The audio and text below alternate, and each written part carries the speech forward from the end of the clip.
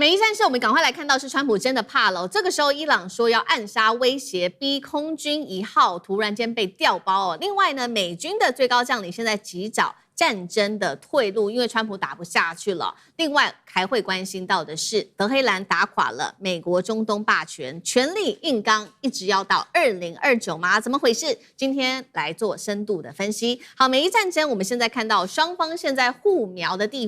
点就是在荷姆兹海峡的海上的海权，现在大家都在争。美军方面现在最新消息是直接瘫痪了试图要穿越荷姆兹海峡甚至是阿曼湾的货船。赶快来看到最新的新闻消息，这个是在8月11号的当天，美军瘫痪试图穿越阿曼湾的货轮。那伊朗方面同样的也是祭出了这个报复的措施，在8月11号这一天，这一架直升机它升空发射了2枚地狱火飞弹，击中了巴拿马籍的货轮哦。再来同一个时间，伊朗也反击了，是胡塞，因为他宣称攻击替沙乌地运送军备的船只。也门的交通部最新也说了，一艘埃及的货轮在曼德海峡这边遇袭，这2波攻击一共是造成了4名伊朗的船员，还有2名救援的人员因此死亡。好，其实呢，真正震撼的消息还不只是商船被炸，而是川普自己差点也成为伊朗所锁定的目标了。我们要赶快来看到是《华尔街日报》的最新揭露，7月份大家还记得吗？当时伊朗他去前往了土耳其参加这一场北约峰会期间，结果呢，他突然间在峰会期间收到了一个最新的情报。这个情报的意思就是说呢，伊朗方面可能会用肩射飞弹来攻击川普他的飞机哦。所以呢，白宫就赶快紧急换了一个飞机来载川普回去哦。那么，所以当时的决定是说，媒体还有包括了卢比欧、贝森特等人就会留在总统的空军1号的飞机上面、专机上面。那川普自己呢，就秘密透过掩护离开现场，再搭另外一架军机来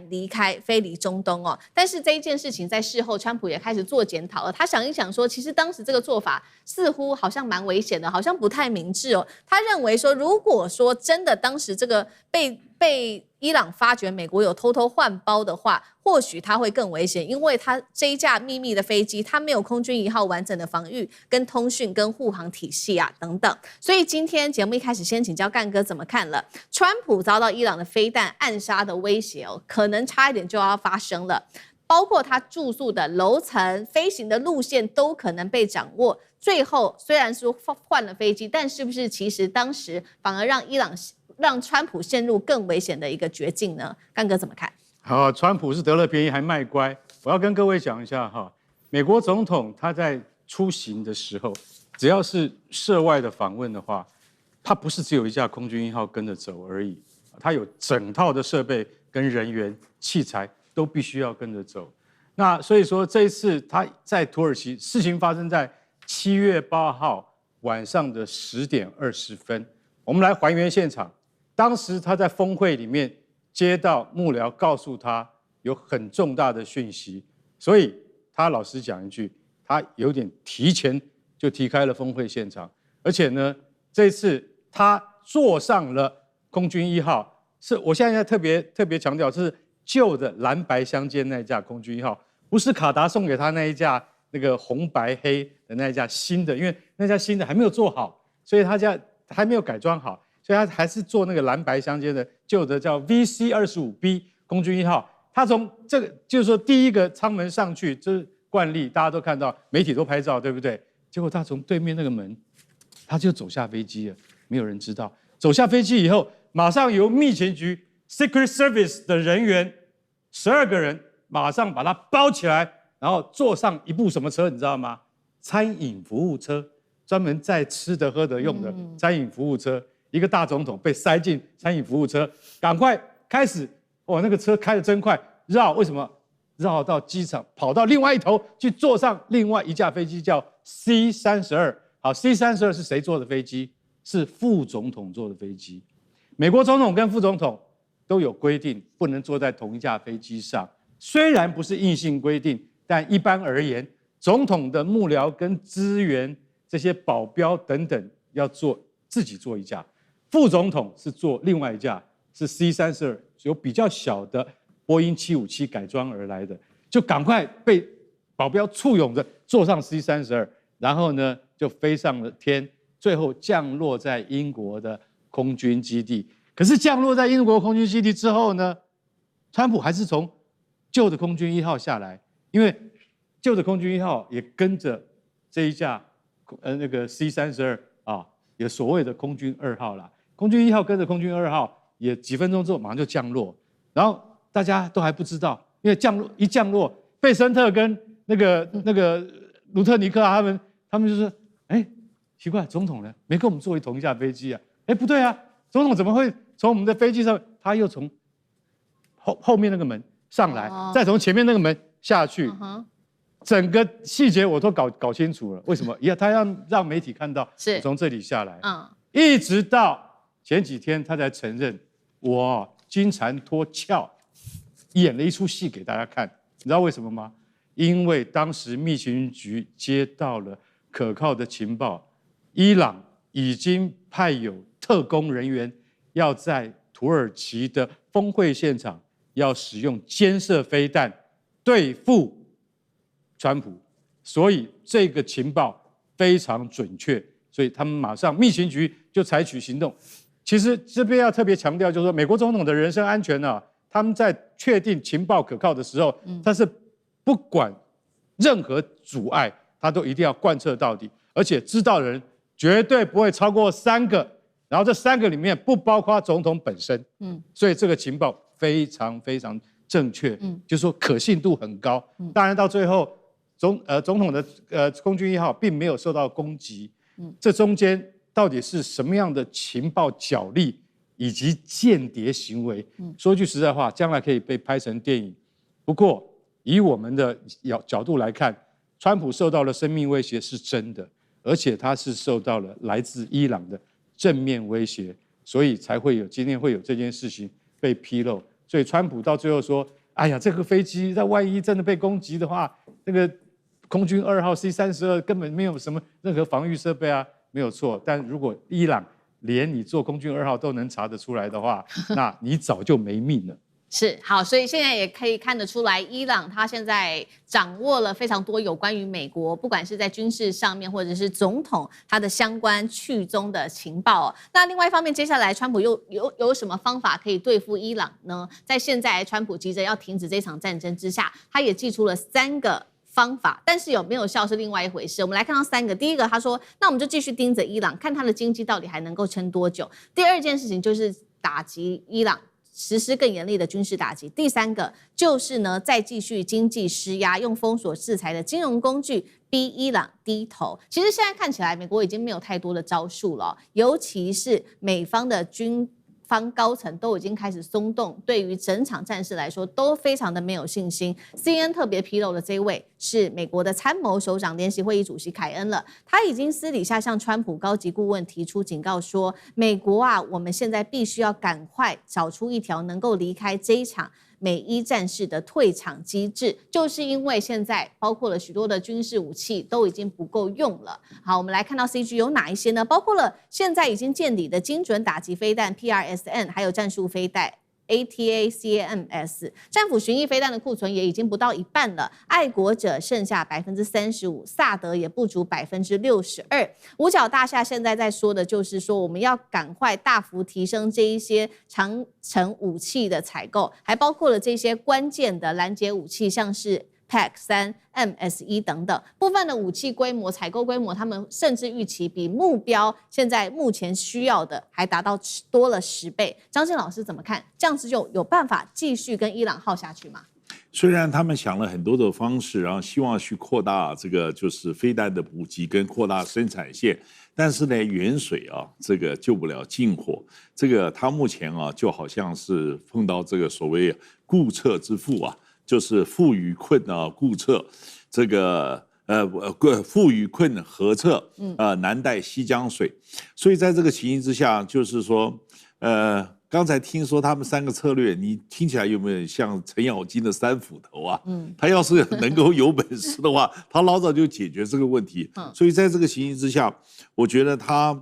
这个刚开始的时候啊，没有真正的完整的策略，就盲目，所以主帅不可那个怒而心失，你没有想清楚，你就这个就开始动手。所以我就讲说，我们今天在这个台湾社会，经常有人讲说，我们面对两岸冲突，我们应该想好这个退场，就是说我们要想好这个所谓终战之道。然后终战之道就马上被人扣帽子，你是投降主义如何如何？你看吧，没有终战之道。美国打阿富汗、打伊拉克打得满头包，现在打伊朗又打得满头包。所以你要知道，你不知道到哪儿下车，你就不要随便乱上车。这就是标准的情形。好，那如果这样下去看的话，这一场长期的消耗战到底会打到什么时候呢？其实伊朗现在已经设定了一个目标，他说他可以打到2029。我们来看一下细节，这是来自于《华尔街日报》最新的披露。他说呢，川普最近几周已经私底下向几位高层幕僚表示说，他觉得他是不是要认输了呢？只要伊朗愿意全面重启荷姆兹海峡，即使呢没有完成核协议，那也就算了吧。我们甚至愿意就这样子结束战争，并且宣布胜利。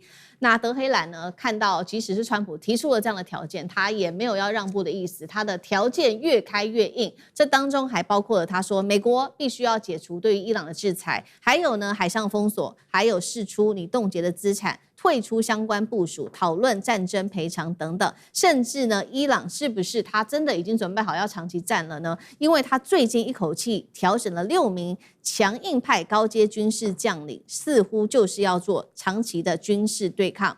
伊朗的高层也放话说，伊朗可以一路撑下去，等到川普任期2029年1月20号结束为止。好，这话就直接放出来了。那另外一方面，我们看到波湾地区对于川普的不信任度持续的提高，3个国家现在说要一起来签署共同防御条约，也就是沙烏地阿拉伯、土耳其跟巴基斯坦。其中一个国家只要攻击的话，其他的国家就视同被攻击。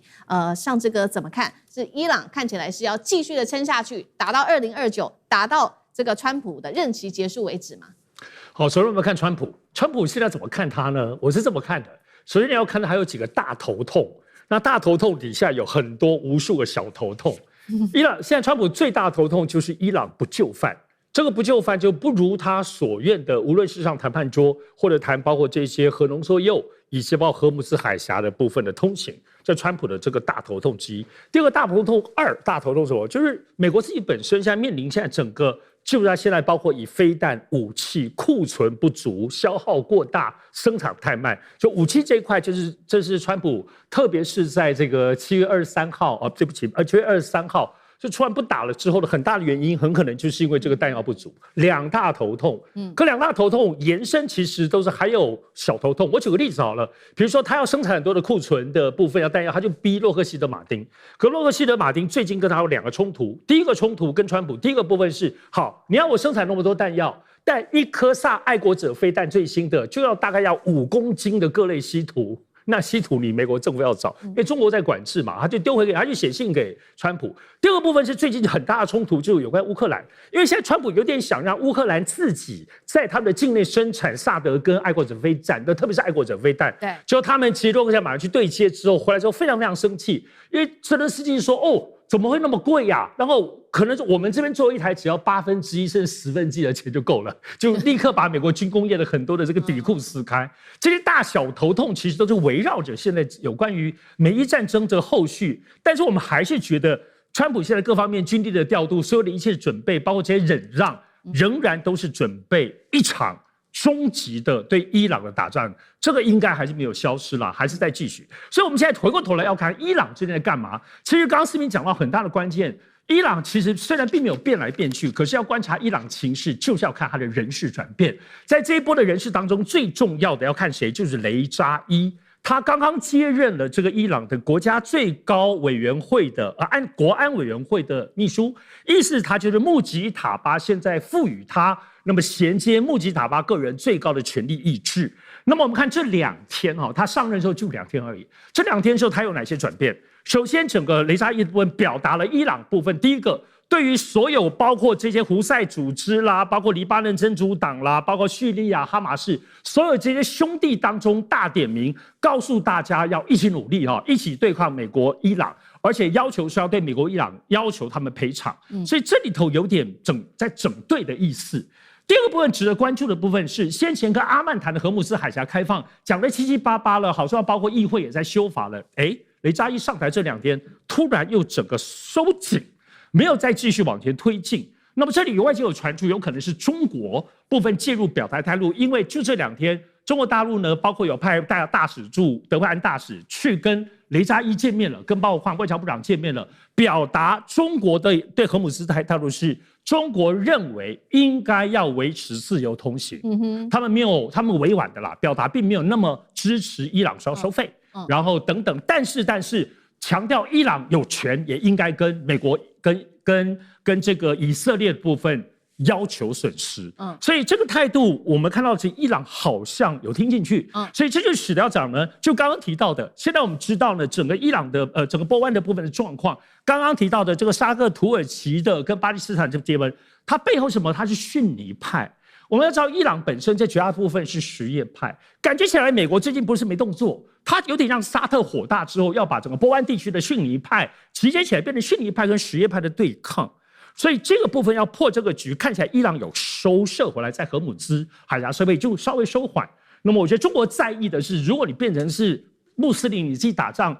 美国隔山观虎斗，整个伊朗可能就跳脱了这次的棋局了。所以在这一次当中，我们看到伊朗有一点点在人事变动就有点修正，因此这个大战略有没有可能破了现在美国正在盘算让你们穆斯林波湾国家自己互打的这件事情，那么真的被破局了呢？而后面川普会不会继续头痛其他他自己跟接下来的其中选举，还是值得观察一下。好，谢谢上次哥，那我们休息一下，马上回来。观众朋友们，我们要开会员频道啦！因应呢美中、中东还有印太的乱局，你看到的是新闻，我们看到的是背后谁在操控这个世界。加入会员可以取得独家视角的通行证，你将优先取得更深的观点判读，包括了核心真相分析、历史脉络拆解、局势推演逻辑。同时解锁会员勋章、优先互动权、问题解析、幕后花絮，支持我们制作高品质的影片。点击下方的加入键，一起成为战友吧！我们会员频道见。